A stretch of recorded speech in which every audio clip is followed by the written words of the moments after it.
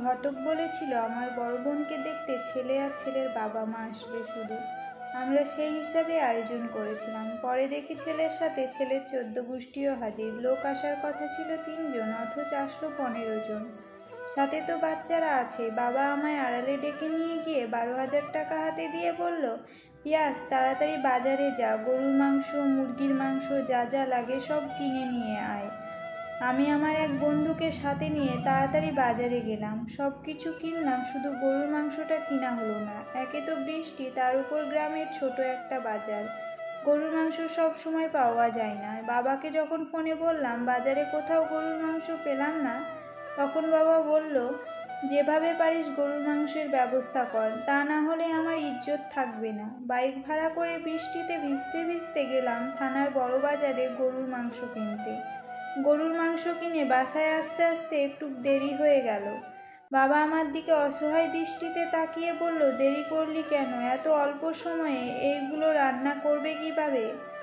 এই বৃষ্টির দিনেও বাবা ঘামছেন। চোখে মুখে বাবার ভয়ের ছাপ স্পষ্ট বোঝা যাচ্ছে।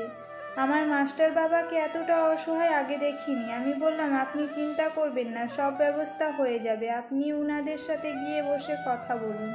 মাকে রান্নার কাজে সাহায্য করার জন্য আমার বড় বোন যখন রান্নাঘরে ঢুকলো, তখন আমার মা বড় বোনকে বাধা দিয়ে বলল, তুই কেন রান্নাঘরে আসলি? যা যা, তুই রুমে যা, রুমে গিয়ে তৈরি হও। বড় আপু বলল, মা তুমি পারবে না একা হাতে এত কিছু সামাল দিতে, আমি একটু সাহায্য করি। মা বলল, আমি পারবো একা সামাল দিতে, তুই তৈরি হয়ে থাক, ওরা কখন না কখন মেয়ে দেখতে চাইবে।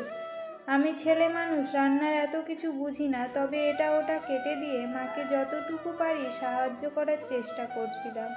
কেউ চায়ে চিনি খায় না, কারো বা চায়ে চিনি কম হয়ে গেছে, কেউ সিগারেট খাবে, তাকে সাথে নিয়ে সেফ জায়গায় যাওয়া, হাতে আসা বাচ্চাদের দেখাশোনা করা, এসব করে করে আমার ছোট ভাইটাও দেখি ক্লান্ত হয়ে গেছে। 5 মিনিট পর পর বাবা রান্নাঘরে এসে মাকে বলে, কি গো, রান্না কত দূর হলো? কপালে জমে থাকা ঘামটা মা আঁচল দিয়ে মুছতে মুছতে বলে, এই তো হয়ে গেছে, আর একটু। রান্না হয়ে গেলে খাওয়ার পর্ব শুরু। আমি আর বাবা নিজ হাতে সবাইকে খাওয়াচ্ছিলাম। বাবা বারবার বিনয়ের সহিত বলছিল, জানি না রান্না কেমন হয়েছে, কোনো ভুল ত্রুটি হলে ক্ষমা দৃষ্টিতে দেখবেন।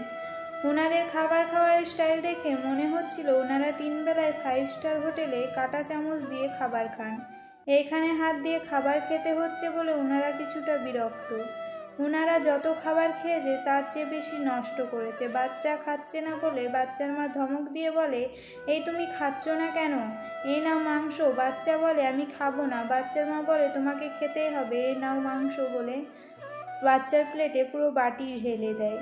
খাওয়ার পর্ব শেষে মেয়ে দেখানোর পর্ব শুরু। আমার অনার্স পাস করা বোনকে দিয়ে সূরা ফাতিহা বলানো থেকে শুরু করে হাতের লেখা দেখানো সব কিছু শেষ হলে পাত্রের মা আমার বাবাকে বলল, আসলে মেয়ে আমাদের পছন্দ হয়নি, আমরা আমাদের ছেলের জন্য একটা সুন্দরী মেয়ে খুঁজছিলাম। পাত্রের বড় বোন বলল, মেয়ে দেখছি কিছুটা খাটো, তাছাড়া মেয়ের বয়সটাও একটু বেশি।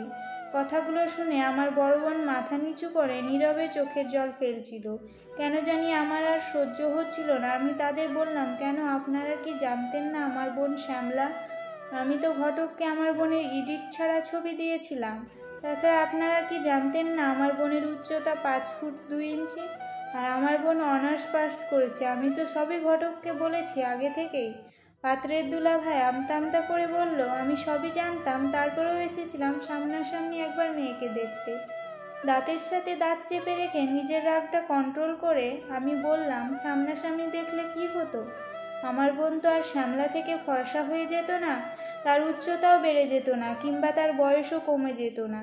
তাহলে শুধু শুধু আপনারা এত কষ্ট করে আসতে গেলেন কেন? পাত্রের বড় বোন কিছুটা রেগে বলল, আমরা মেয়ে দেখতে এসেছি বলে দোষ করে ফেলেছি নাকি? আমি বললাম, না, আপনারা কোনো দোষ করেননি। 3 জনের জায়গায় 15 জন এসেছেন, এতে আপনাদের দোষ হয়নি। খাবার খাওয়ার চেয়ে নষ্ট বেশি করেছেন, এতেও আপনাদের দোষ হয়নি। আপনারা ছেলের জন্য ফর্সা লম্বা কম বয়সী মেয়ে খুঁজছেন, যার কোনোটাই আমার বোনের মাঝে নাই, সেটা জানার পরেও আপনারা এখানে চলে এসেছেন, এতে আপনাদের দোষ হয়নি। দোষ তো করেছে আমার বাপ মা। ওনারা কেন মেয়ে জন্ম দিল? দোষ করেছে আমার বোন, কেন সে আপনাদের অপমান নীরবে সহ্য করলো? দোষ তো করেছি আমি, কেন এখনো পায়ের জুতো গুলো হাতে তুলে নেয় নাই? আমার কথা শুনে বাবা আমার গালে থাপ্পড় মেরে আমাকে থামিয়ে দিয়ে ওনাদের কাছে মাপ চাইলো। সবাই চলে গেলে বাবা আমার কাছে এসে আমার মাথায় হাত বুলিয়ে দিয়ে বলল, যেদিন নিজে মেয়ের বাবা হবি সেদিন বুঝবি মেয়ের বাবাদের কত কি সহ্য করে নীরব থাকতে হয়। রাতে আপুর রুমে গিয়ে দেখে আপু এখনও কান্না করছে। 15 জন মানুষের সামনে যখন রিজেক্ট শব্দটা শুনতে হয় তখন অপমানে চোখে জল আসবেই। ছোট ভাইটা ক্লান্ত শরীর নিয়ে শুধু ডাল মেখে ভাত খাচ্ছে, অথচ কিছুক্ষণ আগেও রোস্ট, গরুর মাংস, মাছ ভাজা সব এই বাসায় রান্না হয়েছে। নিজের দিকে তাকিয়ে দেখি বৃষ্টিতে ভেজা টি শার্টটা শরীরেই শুকিয়ে গেছে। আমাদের সমাজে কিছু কিছু মানুষ এখনও দলবল নিয়ে মেয়ে দেখতে যায়, তারপর কবজি ডুবিয়ে খেয়ে মেয়ে পছন্দ হয়নি বলে বুক ফুলিয়ে চলে আসে, অথচ একটাবার ভেবে দেখে না 10 জনের সামনে যে মেয়েটা রিজেক্ট করা হলো সে মেয়েটা কতটা কষ্ট পেতে পারে। 2 জনের কথা বলে 10 জন গিয়ে যখন হাজির হলো তখন মেয়ের পরিবারের মানুষজন কতটা বিব্রতকর পরিস্থিতিতে পড়তে পারে।